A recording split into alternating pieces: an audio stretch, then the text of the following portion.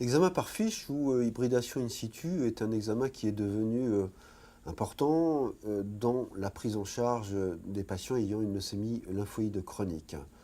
Elle est importante non pas dans le diagnostic, mais surtout dans le pronostic. Et cette fiche ou hybridation in situ interphasique permet de rechercher 4 anomalies qui sont importantes. La première anomalie est la trisomie 12.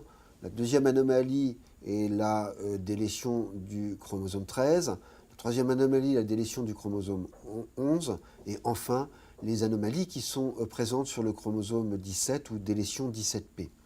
Et les études, en particulier les études allemandes, il y a maintenant quelques années, ont montré que la présence ou au contraire l'absence de ces anomalies cytogénétiques détectées par fiche avait une importance capitale sur le pronostic.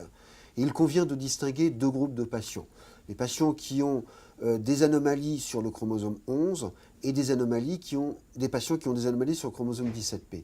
Et ces patients qui ont ces anomalies, qui sont bien évidemment des anomalies acquises, sont des patients dont le pronostic va être plus péjoratif, plus mauvais que les patients qui ont des anomalies de type trisomie 12 ou au contraire délétion du chromosome 13.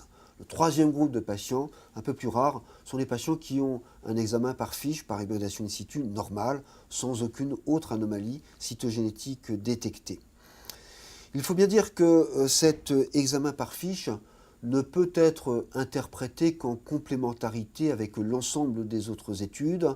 Et parmi les études qu'il faut citer, bien sûr, l'examen du frottis sanguin, l'examen morphologique, l'examen par cytométrie en flux, dont nous avons déjà parlé, l'examen par fiche associé ou non à un examen cytogénétique conventionnel avec des techniques parfois spécialisées de culture des cellules lymphoïdes et quelquefois des anomalies qu'il faudra rechercher par d'autres techniques plus sophistiquées et peu accessibles en routine quotidienne, par exemple la technique de CGH-arrêt. Il faut bien dire que ces éléments sont importants à rechercher, non seulement lorsque nous voyons le patient pour la première fois, ou en tout cas avant la mise en route d'un traitement.